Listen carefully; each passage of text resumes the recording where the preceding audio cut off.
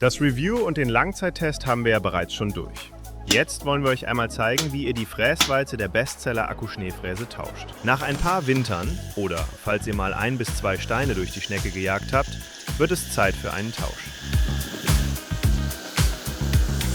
Eine neue Fräswalze bekommt ihr direkt bei uns im Shop oder bei Einhell direkt. Wir wünschen euch viel Spaß mit diesem kleinen How-To.